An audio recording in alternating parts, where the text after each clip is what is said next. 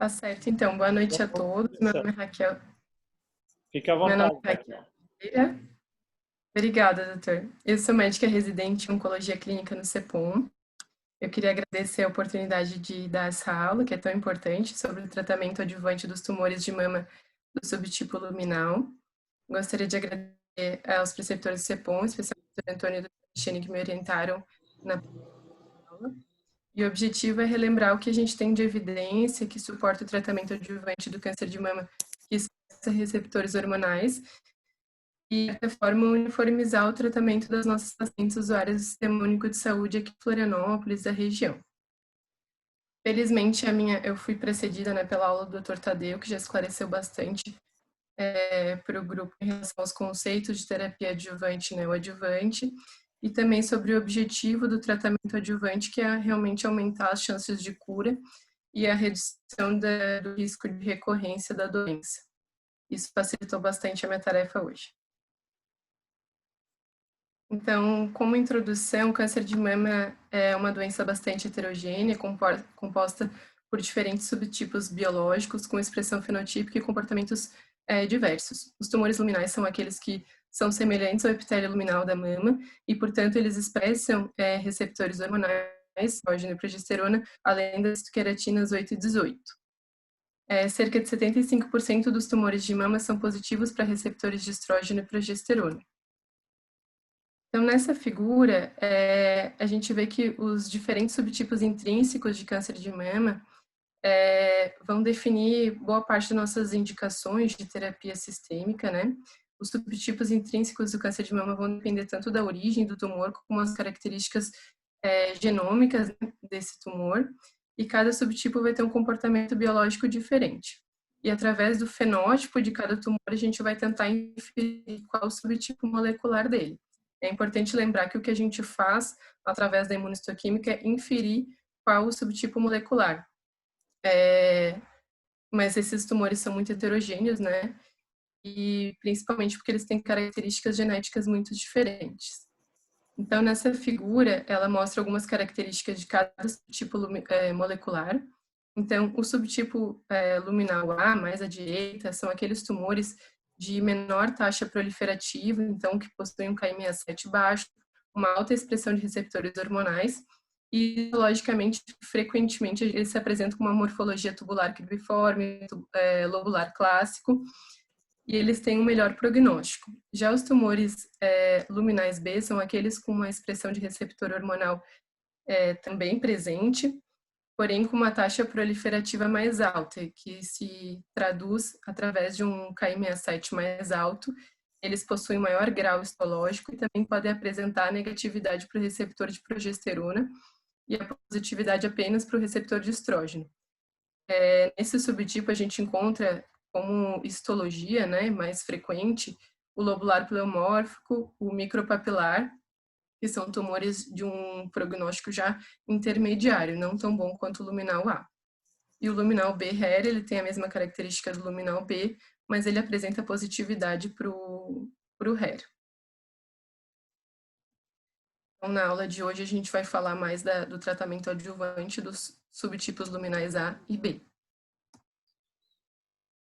Então, a gente tem a classificação molecular dos tumores, mas a gente precisa fazer uma inferência através da imunistoquímica de qual subtipo esse tumor pertence. E como que a gente vai inferir isso? Através da positividade para os receptores hormonais, através do Ki67 baixo no tumor luminal A, ou uma positividade para o receptor de progesterona, ou também como uma assinatura molecular genética de baixo risco. E no luminal B, é um tumor que vai ter receptor de estrógeno positivo, né? E um Ki67 alto ou um receptor de progesterona baixo, ou então uma assinatura molecular de alto risco, quando disponível, né? Então, em relação à positividade do receptor hormonal, a gente vai usar como parâmetro ele sendo positivo se ele estiver acima de 1%. Esse critério ele já mudou algumas vezes, isso não é unânime ao redor do mundo, Então, em alguns locais se considera positivo o receptor hormonal acima de 10%, mas no nosso serviço a gente não deixa de oferecer uma terapia endócrina adjuvante para os tumores que têm uma positividade baixa. Então, a gente segue mais ou menos esse ponto de corte aí acima de 1%. O valor de Ki67 também não é unânime, então um valor de Ki67 baixo, ele é abaixo de 10% e acima de 30%, então significa que é um tumor com alta taxa proliferativa, um Ki67 que a gente considera elevado. Então o ponto de corte ele vai variar. Alguns guidelines sugerem ponto de corte de 20%, outros de 14%. Em relação à quimioterapia adjuvante, então, para complementar o tratamento principal do tumor de mama localizado, ela vai, quando ela for indicada, ela deve ser iniciada entre 3 a 6 semanas após o tratamento cirúrgico. E a indicação de quimioterapia adjuvante nesses tumores luminais vai levar em conta o risco clínico e, em alguns casos, o risco genômico de recorrência da doença. Então, na última aula, o Dr. Tadeu também já tinha comentado, quando comentou sobre a adjuvância nos tumores RER, sobre a avaliação do risco, né? Então, a magnitude do benefício do tratamento adjuvante vai se correlacionar com o risco de recidiva. Então, naquelas pacientes que o risco de recidiva é muito baixo, provavelmente a gente acrescentar a quimioterapia, que é um tratamento bastante tóxico, com bastante efeitos colaterais, talvez não traga tanto benefício quanto naquela paciente que já possui um risco elevado de recidiva. Então, para a gente estratificar o risco clínico de recidiva, a gente vai levar em conta principalmente o estadiamento, então o tamanho do tumor, né, a extensão do acometimento linfonodal se presente. Então, se esse tumor ele não apresenta extensão para linfonodos, ou se ele apresenta a positividade, presença de tumor em 1 a 3 linfonodos ou 4 ou mais, o grau de diferenciação do tumor, né, que é visto pelo HE, né, ou então a positividade do Ki67, então, que é a taxa proliferativa. A gente leva em conta também, para indicar a quimioterapia adjuvante, o status menopausal, se essa paciente é menor ou maior de 35 anos, e a presença de invasão angiolinfática. Ali tem algumas ferramentas que a gente pode usar para estimar o benefício da quimioterapia. Então, o Predict é uma ferramenta que que é acessível para todo mundo através da internet. Até coloquei ali uma sugestão de um aplicativo gratuito, pelo menos pela App Store ali, onde a gente pode acessar o Predict facilmente, colocar os dados clínicos da paciente e estimar o benefício que ela teria com cada terapêutica que a gente vai oferecer, seja ela quimioterapia ou terapia endócrina. E o que é possível é a gente avaliar o risco genômico dessa paciente. Infelizmente, a gente não tem a disponibilidade da avaliação do risco genômico no SUS, mas a gente tem diferentes testes e alguns deles já tiveram comprovação de seu valor preditivo, ou seja, se ele vai predizer o benefício ou não da quimioterapia, e outros testes apenas seu valor prognóstico.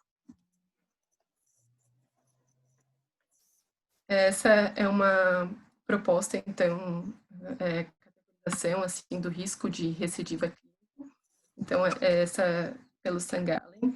Então, a gente pode classificar os tumores como baixo risco, risco intermediário e risco elevado de recidiva.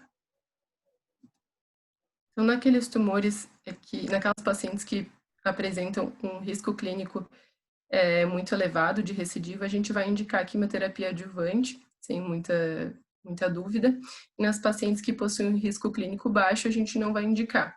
O problema é que boa parte das pacientes vão cair no risco clínico intermediário. Então, esse é o risco que nos deixa mais em dúvida e que gera mais desafios ali para o oncologista decidir o benefício do tratamento. Também para o risco intermediário, que a gente usa essas ferramentas de avaliação genômica, mas a gente não tem disponíveis no SUS, então a gente vai usar mesmo as ferramentas clínicas, então. Naquelas pacientes que têm axila negativa, a gente vai estratificar como risco alto, a gente pode usar essa regra de 1, 2, 3, 3, 2, 1. Então, pacientes com tumores acima de 1 centímetro e grau 3, acima de 2 centímetros e grau 2, ou acima de 3 centímetros grau 1, são classificadas como risco alto. E naquelas pacientes com tumores menores do que 1 centímetro, menores ou iguais a 1 centímetro e grau 3, menor ou igual a 2 centímetros e grau 2, menor ou igual a 3 centímetros e grau 1, a gente vai classificá-las como um risco baixo de recidiva. Já nas pacientes que têm axila positiva, a gente pode considerar um risco baixo se elas tiverem até 3 linfonodos acometidos, grau 1, e tumores menores do que 2 centímetros, até 2 centímetros, né? E no risco alto, todas as pacientes que não se classificam como risco baixo. Então, a gente vai indicar a quimioterapia adjuvante naqueles tumores luminais, então, luminais A, grau 1, com baixa taxa proliferativa, alta positividade para receptores hormonais, apenas se tiver linfonodo positivo e uma axila amplamente acometida, então, de 4 ou mais linfonodos. E no luminal B, com axila positiva, a gente sempre vai acabar indicando a quimioterapia adjuvante. Em relação à terapia endócrina, que é uma parte muito importante do tratamento adjuvante dos tumores luminais, nas pacientes, então, de baixo risco e que estão na pós-menopausa, a gente vai ficar bem tranquilo e talvez indicar só a terapia endócrina. Nas pacientes que têm um baixo risco clínico, porém que estão na pré-menopausa, a gente vai considerar o benefício de fazer um bloqueio hormonal completo, porque para essas pacientes, provavelmente, algum benefício que a gente possa encontrar da quimioterapia talvez seja muito mais pela própria supressão ovariana, que a quimioterapia também promove. Então, talvez a gente investir mais numa supressão ovariana completa vai acrescentar mais benefício a essa paciente do que a toxicidade da própria quimioterapia. E nas pacientes com alto risco e na pré-menopausa, com certeza a gente vai indicar a quimioterapia adjuvante e a gente vai considerar também um bloqueio hormonal completo. Então, em relação à terapia endócrina adjuvante dos tumores de mama subtipos luminais. Já foi demonstrado, então, o ganho de sobrevida global e também de redução do risco de recidiva com tamoxifeno por 5 anos. Esse estudo ele incluiu mais de 10 mil mulheres, ele tem mais outras publicações de sua atualização e mostrou, então, uma redução do risco de recidiva que chegou a 39%, uma redução do risco de morte chegou a 30%. Então, a escolha da terapia endócrina ela vai depender do status menopausal. Então, tendo em vista que as diferenças no mecanismo de produção de hormônios femininos nas mulheres na pró e na pré e na pós-menopausa é diferente, né? Então, a gente vai ter que definir em qual o status menopausal dessa paciente.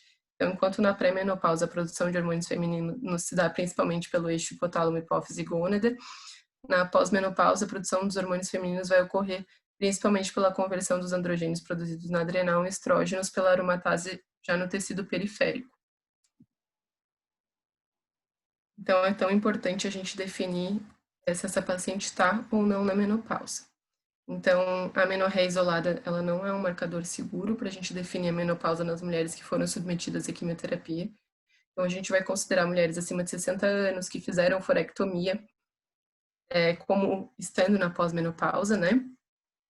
Ou que estejam em amenorreia há 12 meses e tenham também um estradiol baixo sem tratamento hormonal ou químio, ou nas pacientes que estão em amenorreia há 12 meses, pelo menos, em uso de tamoxifeno, mas com os níveis de FSH e estradiol compatíveis com a pós-menopausa. As opções de terapia endócrina vão incluir, então, os moduladores seletivos do receptor de estrógeno, os infrarreguladores seletivos do receptor de estrogênio, os inibidores da aromatase e a supressão ovariana, que pode ser feita através de forectomia, ablação ovariana ou o uso de análogos, né? O tamoxifeno, então, é uma medicação mais antiga, né? Ele é um modulador seletivo do receptor de estrógeno, ele é um SERM. Ele tem uma atividade mista, então ele antagoniza o receptor de estrogênio na mama, mas ele pode ter uma atividade agonista em outros tecidos, como é o caso do endométrio. E ele precisa ser metabolizado na sua forma ativa, que é o endoxifeno. Então, como eu tinha citado antes, ele já comprovou reduzir o risco de recidiva e de morte nessas pacientes, e ele aumenta em 2 a 3 vezes o risco de endométrio, especialmente do câncer de endométrio, especialmente nas pacientes na pós-menopausa, e ele praticamente dobra o risco de trombose venosa profunda e embolia pulmonar. Então, tendo em vista que o tamoxifeno ele precisa ser metabolizado na sua forma ativa endoxifeno, isso é feito através da CYP2D6, a gente tem que atentar para as medicações que podem interferir na metabolização do tamoxifeno, porque elas podem ter um tratamento. E aqui uma lista das medicações que interferem no metabolismo da CYP, principalmente ali a fluoxetina, paroxetina, bupropiona. A gente tem que tomar bastante cuidado e principalmente evitar ou sugerir para paciente a troca do medicamento antidepressivo. Inibidores da aromatase, eles são usados nas mulheres na pós-menopausa ou em associação com a supressão ovariana nas mulheres na pré-menopausa. Eles inibem ou inativam a aromatase, reduzindo a conversão periférica de androgênios em estrogênios.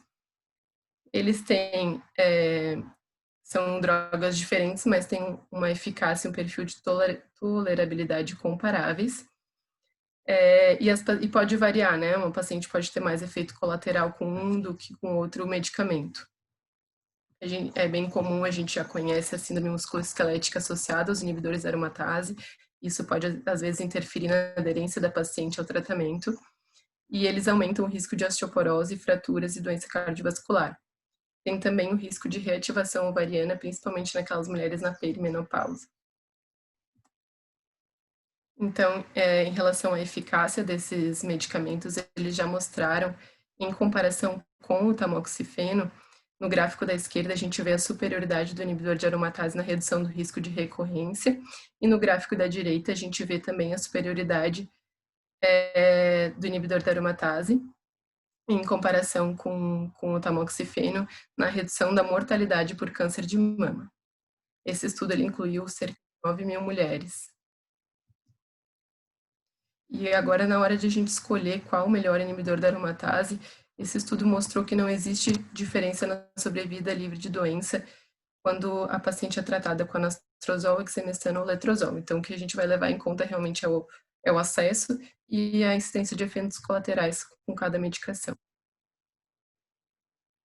A duração da terapia endócrina, a gente pode considerar estender por acima de 5 anos, né, que foram os estudos iniciais do tamoxifeno. Por quê?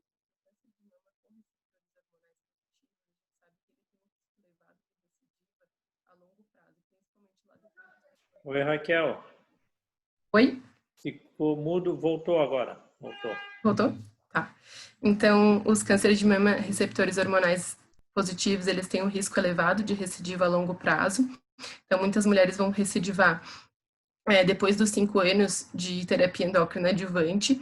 Então, mais de 50% dos casos de recidiva vão ocorrer depois dos 5 anos. E por isso a gente tem essa tendência de prolongar a terapia adjuvante para além dos 5 anos.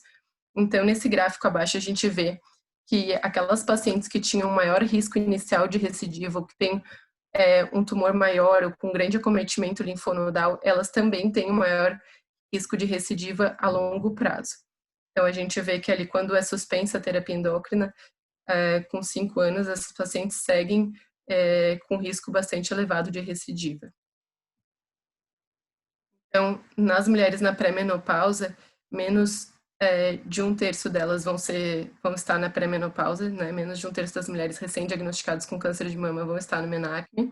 O tamoxifeno é o tratamento hormonal adjuvante de escolha para essas mulheres. E a gente vai considerar a adição de ablação ovariana com ou sem inibidor de aromatase para reduzir o risco de recorrência, mas a gente sabe que isso vai aumentar a toxicidade do tratamento.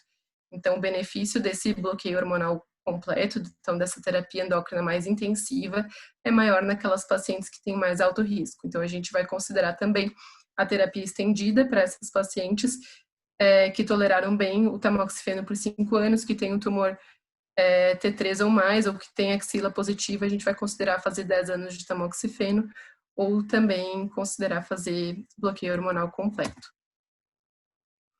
Então, quem são as mulheres que vão se beneficiar de supressão ovariana, então de bloqueio hormonal completo? As mulheres que têm maior risco de recorrência, então mulheres com menos de 35 anos, com axila positiva, com tumores maiores do que 5 centímetros, ou que tenham um risco de recorrência elevado pela avaliação genômica, e também naquelas mulheres que a gente julgou que o risco era elevado o suficiente para indicar quimioterapia adjuvante. Nas mulheres com menos de 35 anos, a sobrevida livre de câncer de mama aos 5 anos com tamoxifeno era de 67%, e quando a gente adiciona o bloqueio hormonal, aumentou para 78,9% e 83,4% com o inibidor de aromatase mais supressão ovariana. E 94% dessas pacientes receberam quimioterapia prévia nos estudos soft text. Então, o que dificulta, às vezes, a gente acrescentar esse benefício da terapia endócrina adjuvante para as pacientes são os efeitos colaterais que elas podem ter, então a síndrome músculo-esquelética, principalmente com os inibidores de aromatase, a disfunção sexual, o risco de osteoporose e o risco de fraturas, e ali, para as pacientes que usam tamoxifeno, a incidência de trombose venosa, o aumento do risco de câncer de endométrio, esteatose e fogachos também. Então, por isso, é muito importante a gente fazer um acompanhamento regular dessas pacientes, incentivar a atividade física para que elas tolerem melhor o tratamento, porque provavelmente a adesão ao tratamento deve influenciar no benefício que elas vão ter da terapia adjuvante. É isso.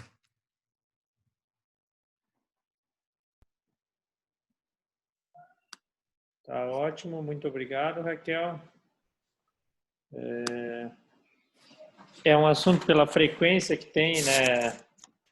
Como você bem colocou, 75% dos casos são receptores hormonais positivos, né? São luminais. É sempre importante aí a gente conversar a respeito e dentro do que você comentou, né? Que era a nossa intenção tentar alinhar as condutas aí e compreender melhor tentar padronizar de alguma forma, né? Eu vou deixar a palavra para o Antônio e para a Xene, se eles quiserem fazer algum comentário a respeito da aula, fiquem à vontade. Então, Braulio, realmente, primeiro eu queria parabenizar a Raquel pela aula, ela foi muito, a gente pediu para ela ser o máximo de objetiva possível e é um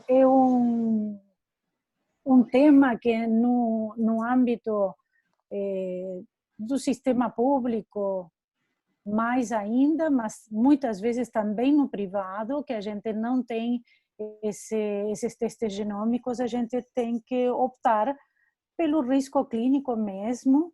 Eu estava conversando com ela, não é somente no sistema público que nos enfrentamos a esse tipo de escolha, de pacientes que temos que escolher no momento a opção determinada, né?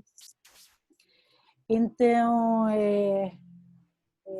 é real que vamos ter mais dificuldade nesses, acho que ficou claro, né? Nessas pacientes que estão com risco intermediário, mas temos esses aplicativos que nos ajudam um pouco nessa escolha, que podem ser cada vez mais usados.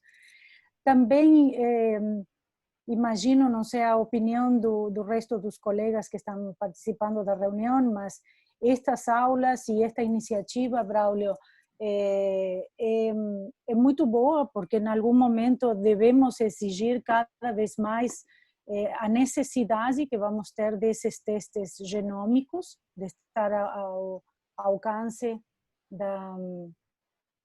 das pessoas, da população no geral e dos colegas para poder realmente fazer uma escolha correta. E depois, realmente, é assim que pensamos que deveríamos proceder, pelo menos neste momento, no CEPOM, levando em consideração mais o risco clínico, ajudando-nos com com os aplicativos quando não temos o teste genômico. Provavelmente vamos hipertratar algumas pacientes, sem dúvida, mas nesses casos eu prefiro hipertratar e indicar de repente uma quimioterapia e mais uma terapia hormonal posteriormente, que deixar de tratar uma paciente ou tratar a menos, né? Ou aquém do que deveria ser realizado. Isso sempre na carência de informação.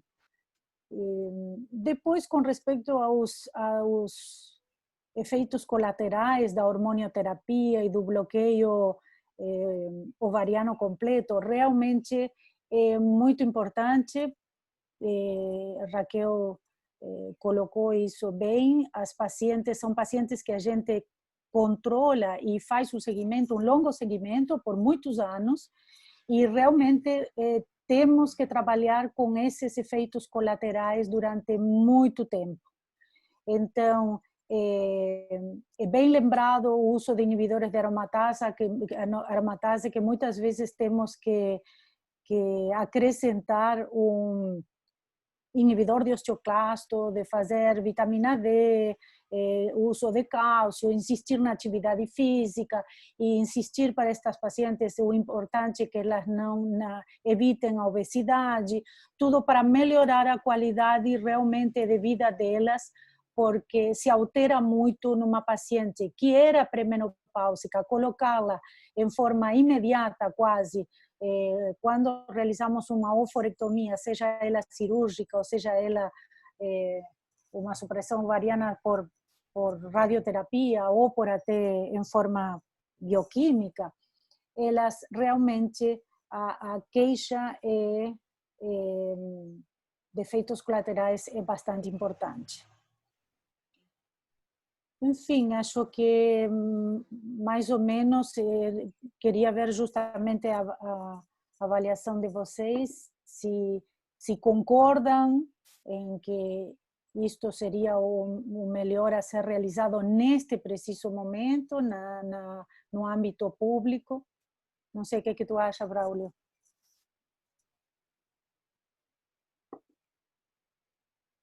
Teu microfone está... Isso. Não, eu acho que está correto as tuas avaliações, né? Essa questão de avaliação genômica é uma questão que está longe da realidade, até para os nossos pacientes de consultório, né? Nesse momento, infelizmente.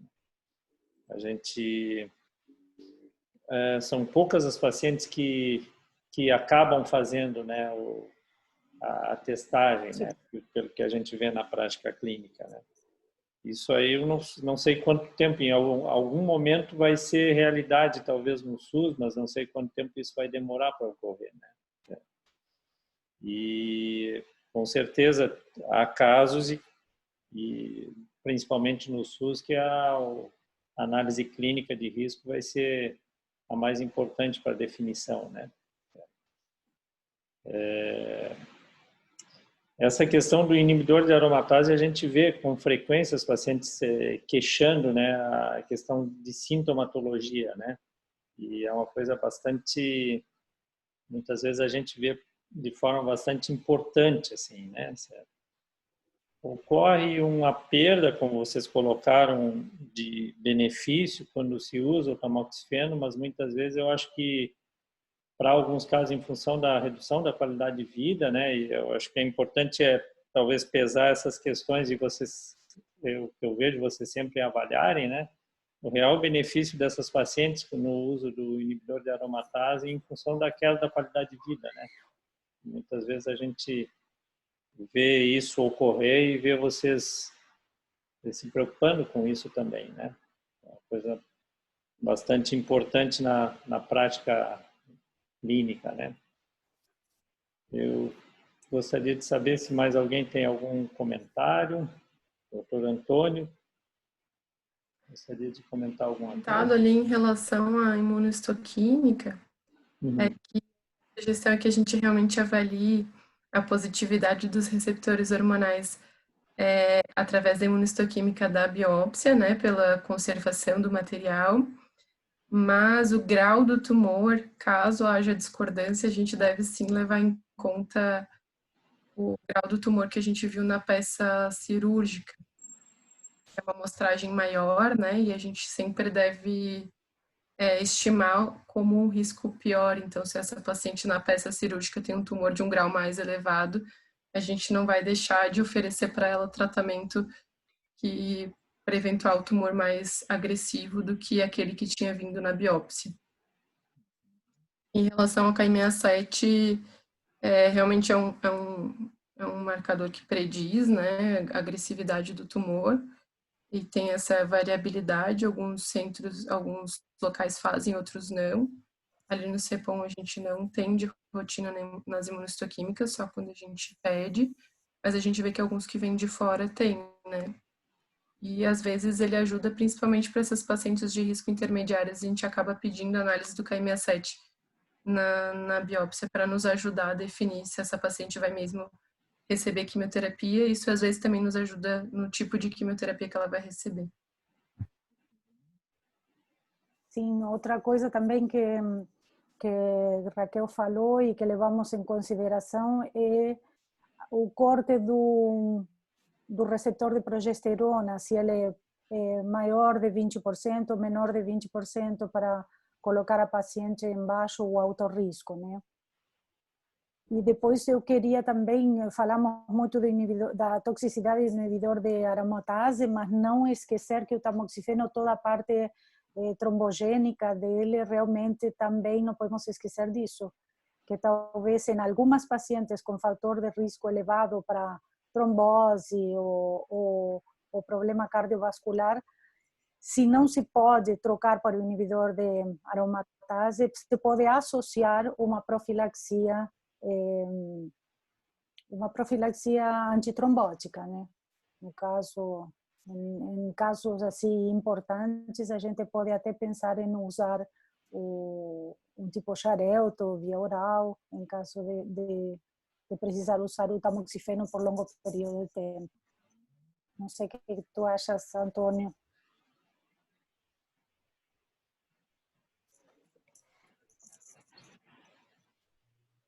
Estás com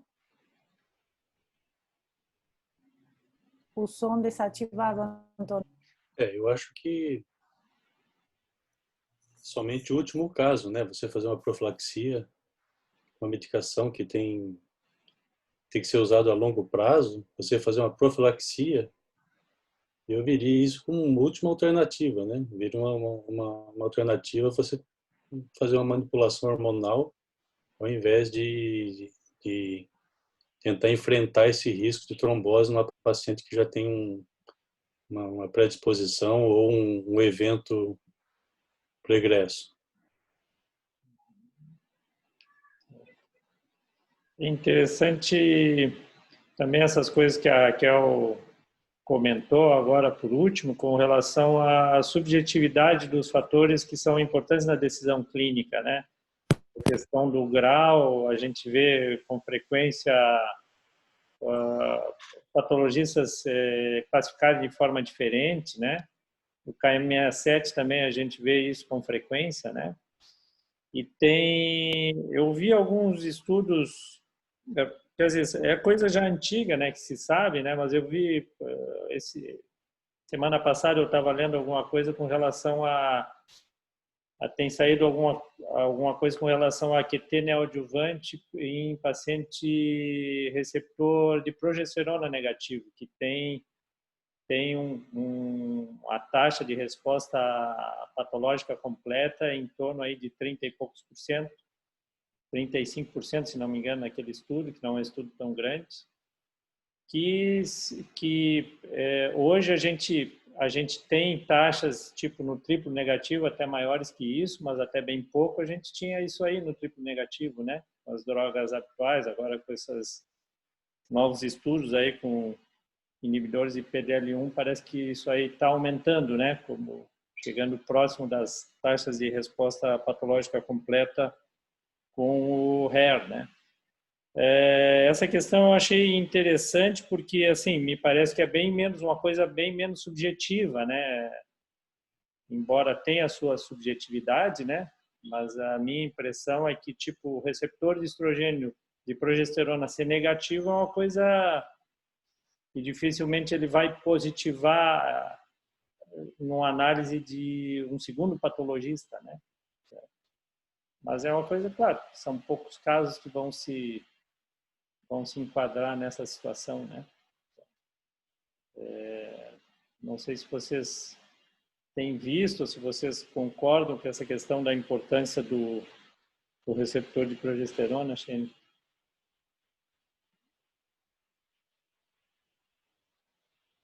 concordo, sim, Braulio. Temos visto isso aí quando o receptor de progesterona como eu falei, é levado em consideração até para, nestes casos do luminais, para indicar uma quimioterapia muitas vezes, porque ele é abaixo de 20%, consideramos que o paciente pode ser mais um fator que se soma para considerar a ver se é de alto risco.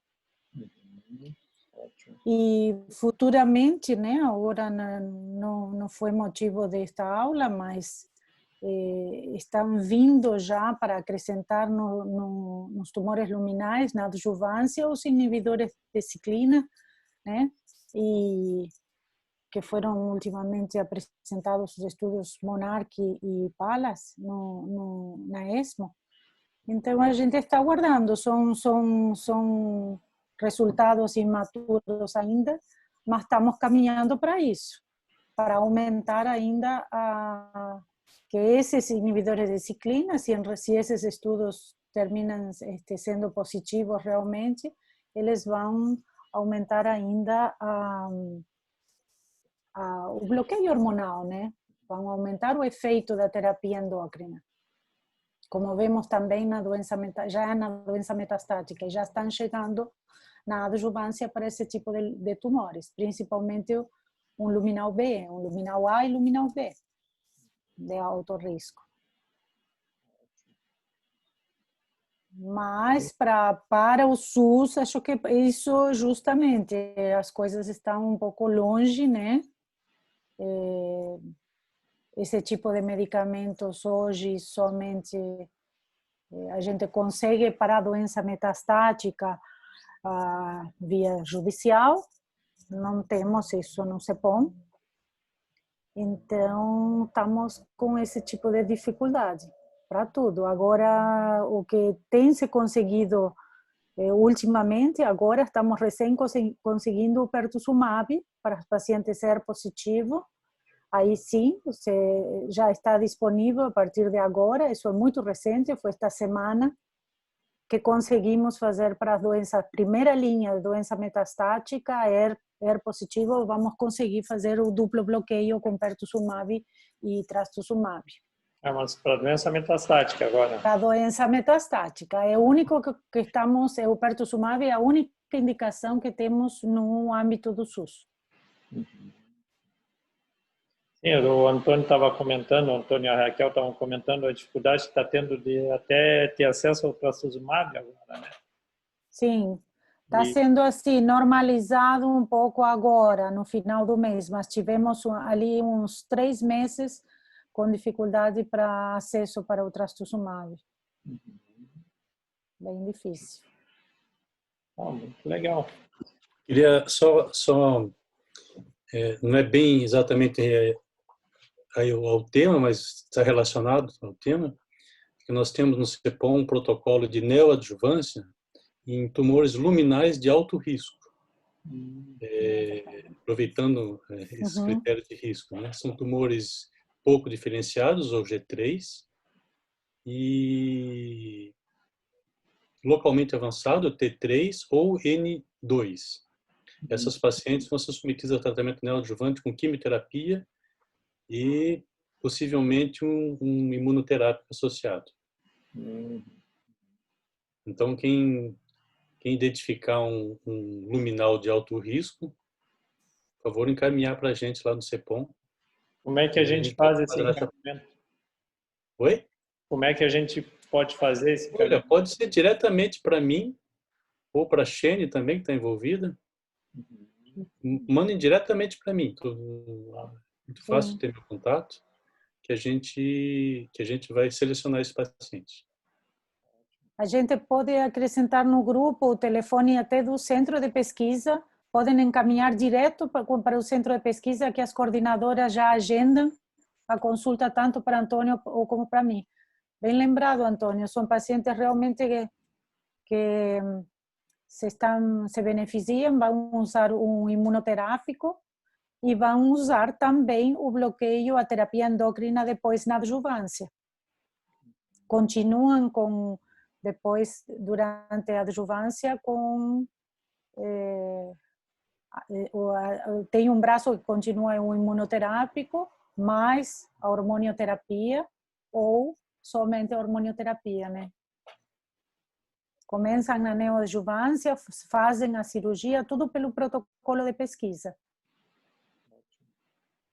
Qual é o imunoterápico que estão usando, Shane? Pembrolizumab.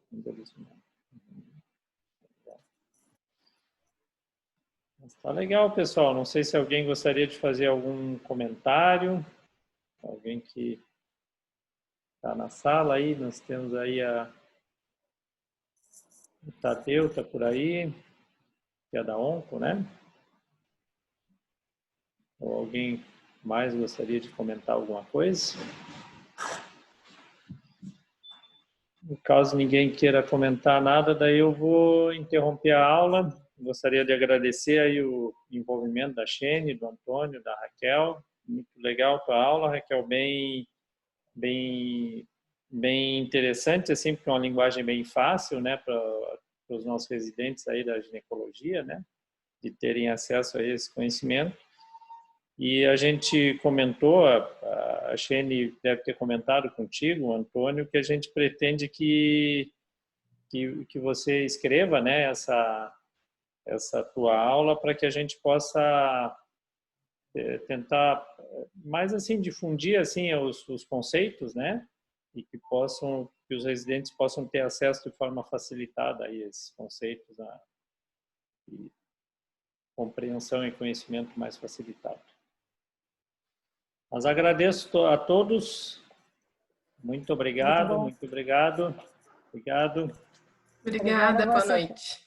Depois eu coloco a gravação da aula ali no grupo. Um abraço. Um abraço a todos. Boa noite.